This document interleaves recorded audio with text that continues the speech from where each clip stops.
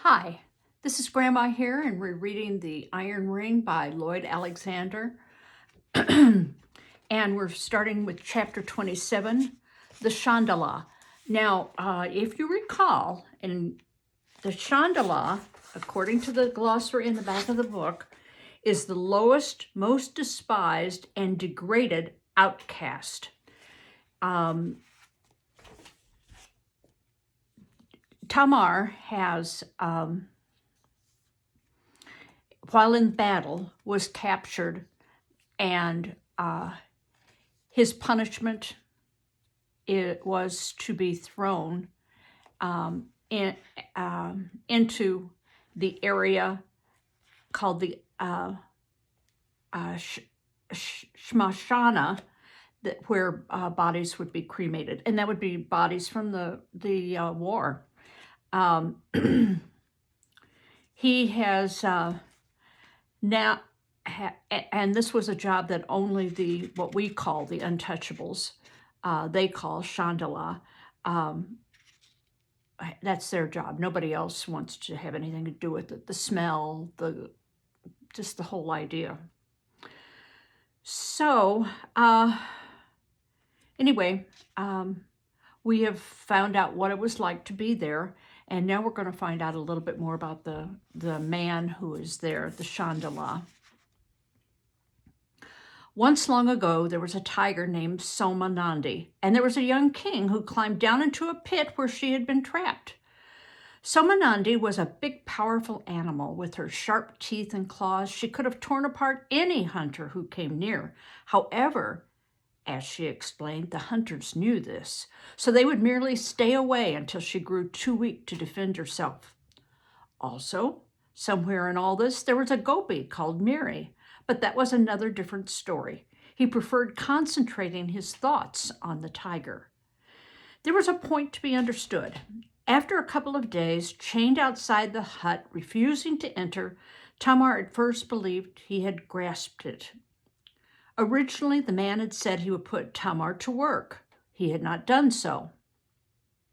Tamar was disappointed. He had reckoned otherwise. If the Chandala made him work, he would have to unlock the collar, or at least the end of the chain attached to the stake, and hold him like a dog on a leash.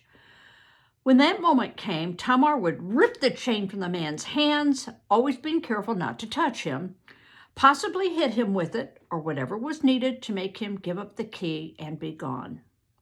Nothing simpler, until Tamar realized the Chandala's cunning. Like the hunters with the tiger, the man was patiently waiting for Tamar to be broken by starvation. One thing puzzled him. Why did the man keep putting out bowls of food? The man must know that everything he touched was polluted and Tamar would never eat it. He would have to change his plan a little. Next time the man brought food, Tamar kicked the bowl away and upset it. The man picked up the morsels, dirt and all, and put them back in the bowl. "I'm not wasting good victuals," the Chandala told him. "You want, you ask." After that, he brought no more. Tamar was pleased. He gleefully calculated how he would cheat his captor, and Nahusha as well, by starving to death as soon as possible. He failed. Hunger did not defeat him. It was thirst. The Chandala left the hut each morning and came back late in the afternoon. That day, Tamar was stretched on the ground. His tongue felt as if it had been roasted, and his mouth full of sand.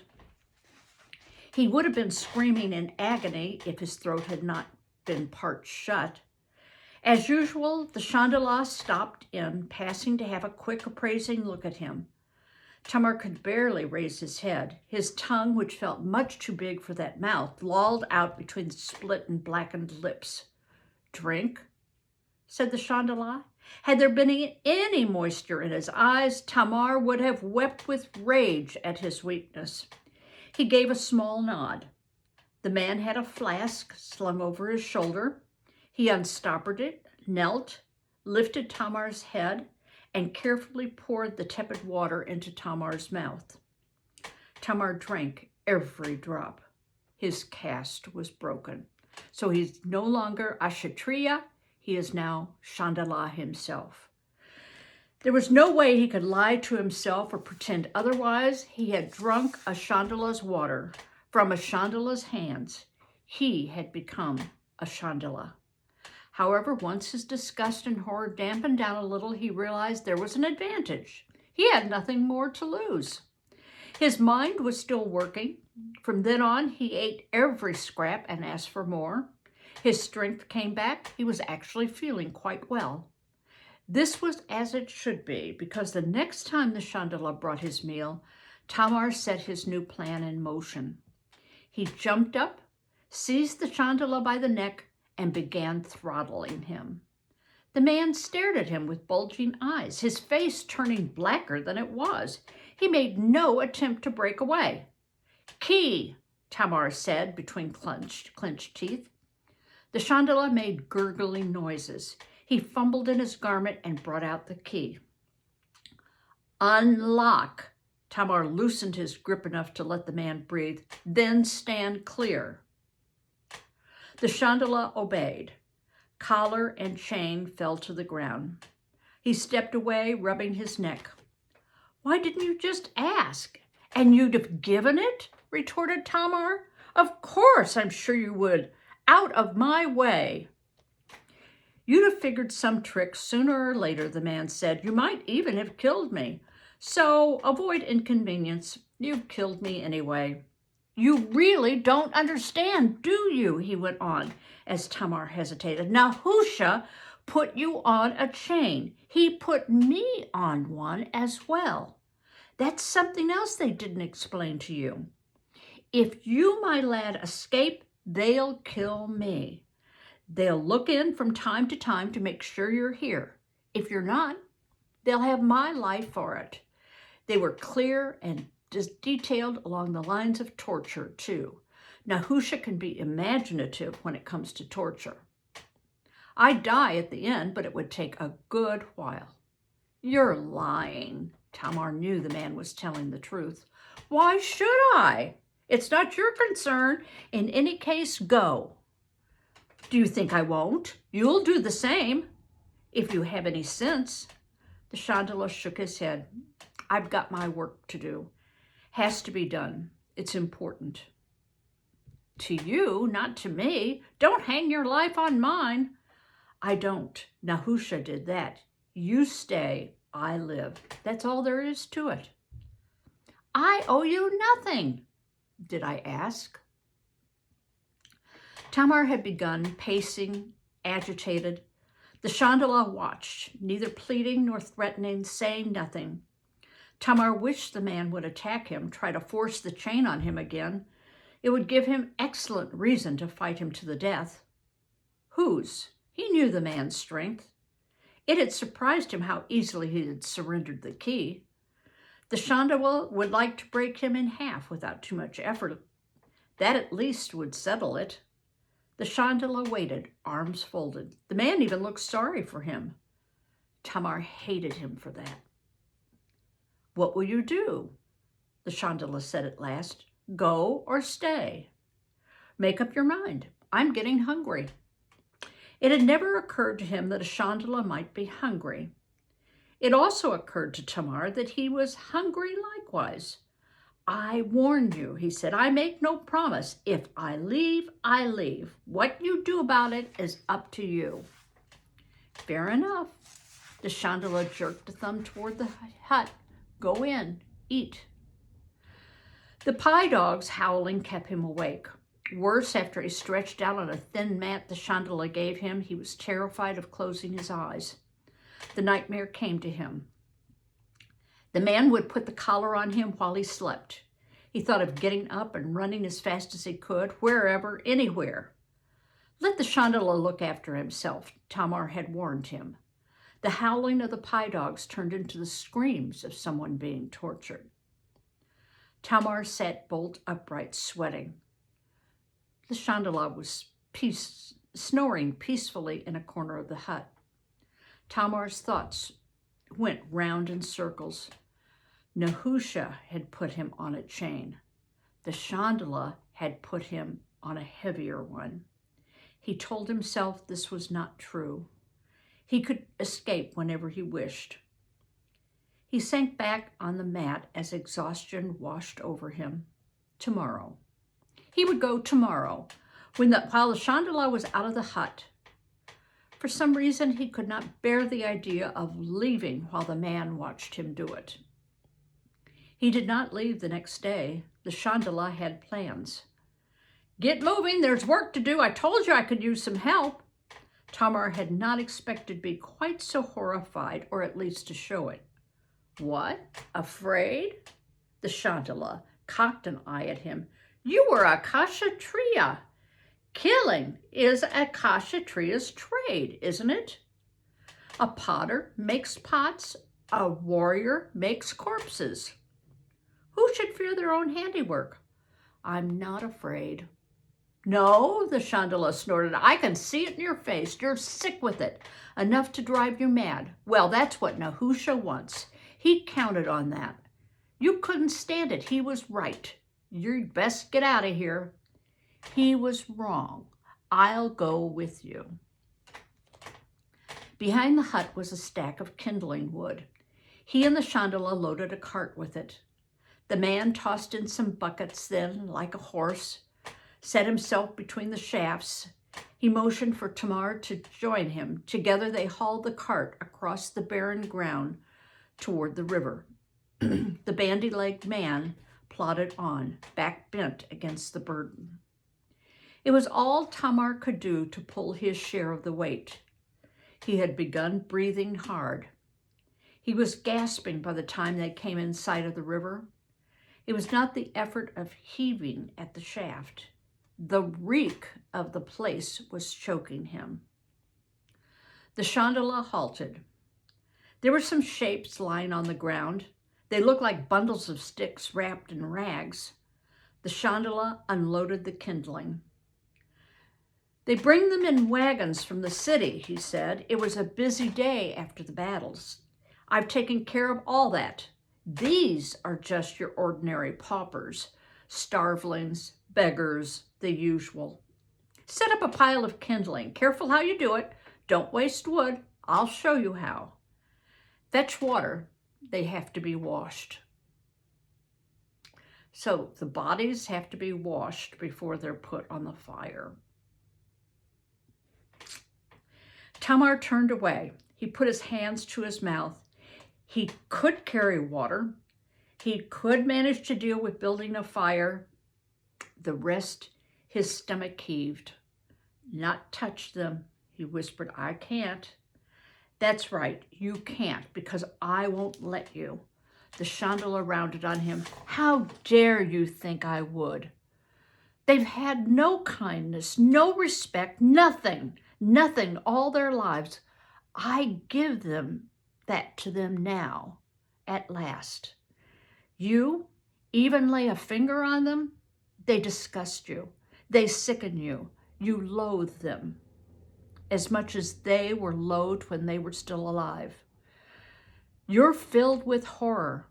You can't bear to face them. Ah, my lad, they deserve better than you. Get away from them. Let me do the work." Wow. That Chandala may be the lowest of the low, but the compassion that he has for these people who have died, these beggars. Despite himself, Tamar shrank back. He had never supposed the truth could shame him. The Chandala's anger passed. The man was looking at him with an infinite pity, such as Tamar had never seen. "Empty your heart," the Chandala said quietly. "No disgust, no fear, only love for them. Do that. You might earn the privilege." For the next few mornings, he went with the Chandala to the burning ground. He had not noticed until now the small bunches of faded flowers or sticks of incense that had been left there. "Why not?" the man answered when Tamar questioned him. "Do you think a beggar is mourned any less than a Kshatriya? What caste is grief? Here, my lad, these folks are equal to a Maharaja. They all end the same." If they're same at the end, Tamar said, why should there be a caste at the beginning? What does it matter? The Chandala said, you tell me. The man still kept him at a distance and gave him only small tasks, fetching water, unloading wood. To Tamar's surprise, the reek that hung over the Shmashana had vanished, as well as the horror that first overwhelmed him. Watching the Chandala's gentleness and humility at work, he remembered the man telling him, they deserve better than you. He wondered now if he better deserved them. Finally, he asked the Chandala if he might help. The man looked him up and down. Tamar waited. Since you ask, the Chandala said. He nodded briefly to a small figure. Try. It was only a newborn child. It was easily done, and it took hardly any time at all. Even so, he felt greatly blessed.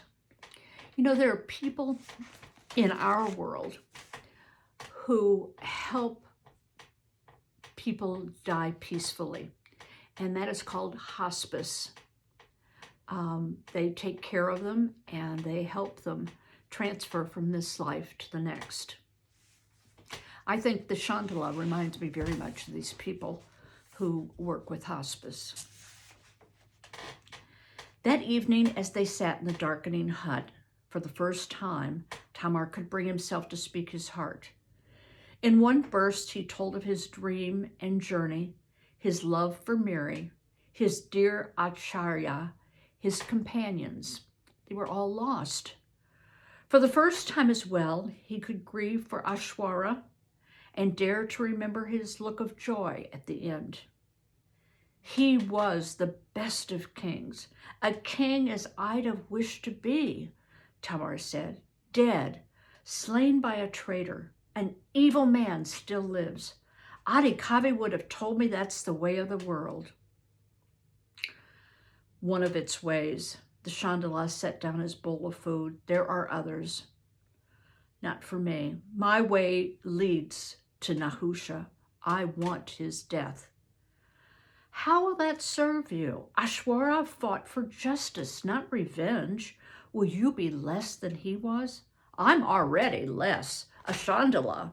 Do you say I should even give up vengeance? No, I eat it. It keeps me strong. Better than meat and drink. Beware of how much you eat, then. It will poison you. Let it. If that suits your taste, the Chandala shrugged. Only tell me, how are you different from Nahusha? Tamar did not answer. He stretched out on the mat and went to sleep. The pie dogs had started baying. He did not hear them. Next morning, at the edge of the Shmashana, Tamar sighted a figure stumbling over the barren ground. He dropped his load of kindling. Rajaswami, arms outstretched, was hobbling as fast as his spindly legs would carry him. Acharya! Heart leaping, Tamar ran toward him, then stopped short. He stepped back and raised his hands. Acharya, no, no, keep away. You'll break your caste. I'm a Chandala. My dear boy, oh my dear boy. Rashwama did not halt, but against all warnings flung his arms around Tamar. He looked aged, even beyond his years, his face gray and haggard. It doesn't matter. Let it break. Tears streamed down Acharya's cheeks. It makes no difference. I'm with you again. Two soldiers were trundling a handcart behind the Acharya. They drew up and between them hauled out a shrouded figure. They roughly threw it to the ground, turned, and left the Shmashana in all haste.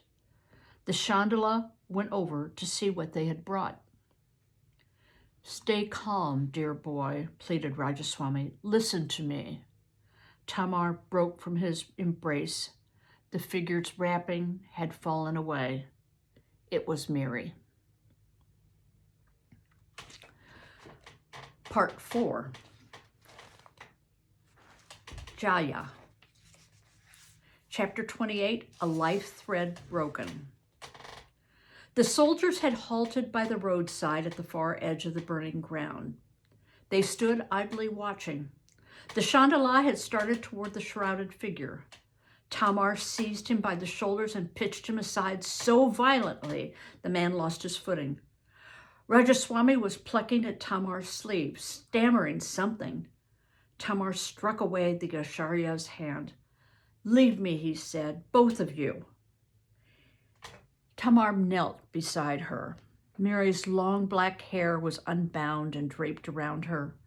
She had not been in pain. There were no marks on her features. Her eyes were closed, her face peaceful. She was very beautiful. Rajaswami was still babbling. "I told you, get away from me," Tamar said. "Do so." Life had suddenly become quite simple for him. It was so clear in elementary. The first thing he would do was kill the soldiers he saw lounging around. He had no ill feelings toward them, nothing against them personally. He merely wanted their weapons. Once he got them, he would go and kill Nahusha. No more to it than that. He stood up, began walking briskly to the roadside. As if reading his thoughts, the Chandala grappled and held him. "Dear boy," Rajaswami was flapping at him. "Dear boy, I beg you, listen. The bright side, always the bright side." "Acharya," Tamar said in a tone like a brutal blow, "you are a fool." Rajaswami bowed his head. "Yes, I have been foolish in many ways. I taught you my own foolishness. Caste, honor, dharma, it all breaks. Only hear me." The Chandala had been keeping an eye on the road. "I don't like those fellows there. Nahusha ordered them," said Rajaswami, "to witness the burning." "They won't live to see it, nor will you," Tamar flung at the Chandala, "unless you take your hands off me." They must. They must report to Nahusha. If not, all goes awry. Start the fire. Tamar at this began roaring and struggling with the Chandala. "Stop," commanded Rajaswami. "Be silent." The Acharya's voice had a snap to it, a teacher to an unruly student, and it set echoes ringing in Tamar's memory. A child at the old man's feet. Tamar obeyed. The Chandala loosened his grasp. "It must seem to be done properly." Rajaswami spoke quietly once more. "How, I don't know. A most dangerous business, but all hangs on it because, dear boy, the bright side. Miri is alive." Tamar stood mute. Rajaswami was making no sense. The Chandala moved quickly to bend over the motionless form. He glanced up at Tamar. "Yes, she lives. Barely." "How else could we get away from Nahusha?" Rajaswami pressed on. "It was a desperate measure."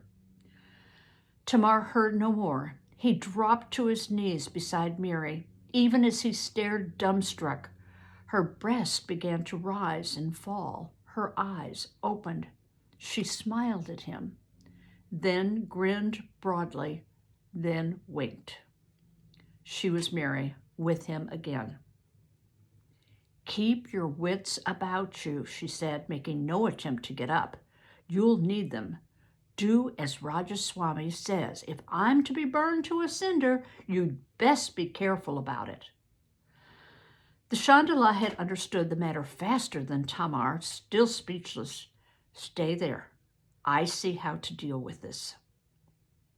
"I started planning it out as soon as Nahusha hauled me to the palace," Mary went on as the Chandala hurried away. "I couldn't have done it sooner. It would have looked suspicious, too convenient, so I waited a little while.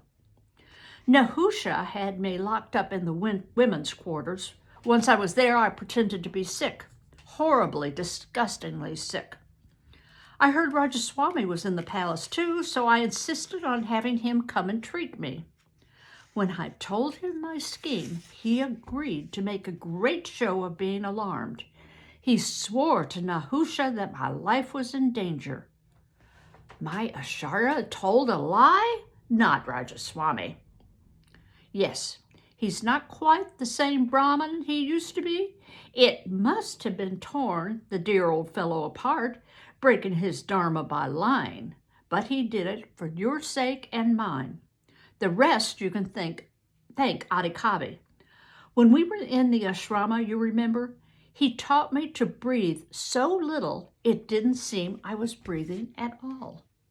He showed me how to make my heart beat so faintly and slowly, no one could tell it had stopped altogether. I never thought the knack would come in handy someday. From then on, I made believe I was getting worse and worse. Rajaswami played at being more and more in despair. When I knew the time was right, I died. Rajaswami claimed I was dead from camp fever or some such fatal illness. Nahusha was in a rage. I'd slipped out of his clutches. So he thought. He raved and cursed and ordered me carted to the shamashana, as I'd counted on. He was vicious beyond that. He made Rajaswami go there with me, which I'd also counted on. He expected Rajaswami to be horrified to have his caste threatened, to beg, plead, to be let off. Rajaswami was very convincing. He wept and wailed, tore his hair, pretending, yes. But I knew he was in real torment, too. Even so, he went to the last place in the world he wanted to be. Your Acharya loves you, dearest Tamar, and he turned out to be a very brave man.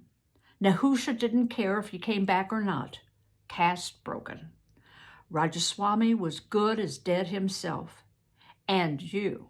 Nahusha gloated about having you chained up here. You'd be a Chandala, living death. You'd see me on the burning ground, cruelty on top of cruelty. Mary broke off. The Chandala was back.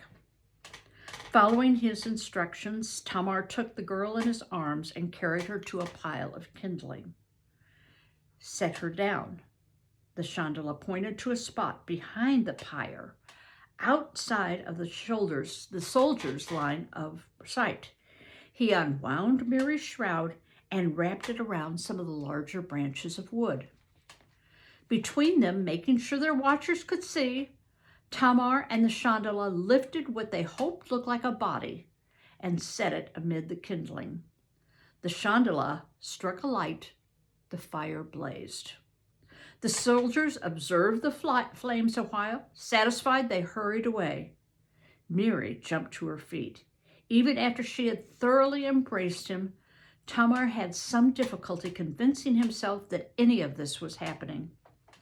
It took a few more embraces for him to believe it. Mary was urging him to leave the burning ground. He held back. Rajaswami, head lowered, stood apart. Acharya, Tamar went to him, put his hand on the old man's shoulders. I called you a fool. Forgive me. I didn't know what I was saying. You spoke out in grief, Rajaswami answered, but you spoke truth. Indeed, I had been very much a fool. I thought it better to be cut in pieces than lose caste, and I taught you likewise. Now it's gone, I hardly miss it. In fact, I can't tell the difference. Rajaswami fumbled in his robe. He took hold of the knotted string he wore across his bony chest, the sacred emblem of my caste. I treasured it. This was my pride. No, my secret arrogance. I give it up. It means nothing now. He hesitated a moment, then with a little sigh, snapped the string and tossed it into the embers. But there's a bright side. I suddenly feel much lighter. Come quickly, Mary said to Tamar. There's a lot to do. I thought you'd still be chained up, but you're free. Am I? Tamar turned to the Chandala. You knew I'd leave. I must, but I won't put your life in danger. Come with us. I'll make sure you'll be safe. Oh, I can take care of myself. When Nahusha finds out you let me escape, you know what he'll do. I can't let that happen. It won't, said the Chandala. Go, now. If that's what you wish, Tamar said reluctantly. He pressed his palms together. You taught me much. I thank you. Did I teach? Did you learn? The Chandala said, that remains to be seen. I never asked your name, Tamar went on. Forgive me. Tell me now so I may remember it and be grateful. Does gratitude need a name? Your chain's gone. That's all you need to know. More than a chain binds us, Tamar said. Namaste, I honor you. Namaste, the Chandala said. I honor what you might become. Tamar, still unwilling, turned away. Mary led him across the burning ground with Rajaswami hobbling after. I told you I decided to die when the time was right, Mary said as they hurried to the road. I waited for what I hoped would happen. When it did, I knew the moment had come for me to get away. Moment for what? Garuda's back, Mary said. He brought your army with him. Well, I'm going to stop there.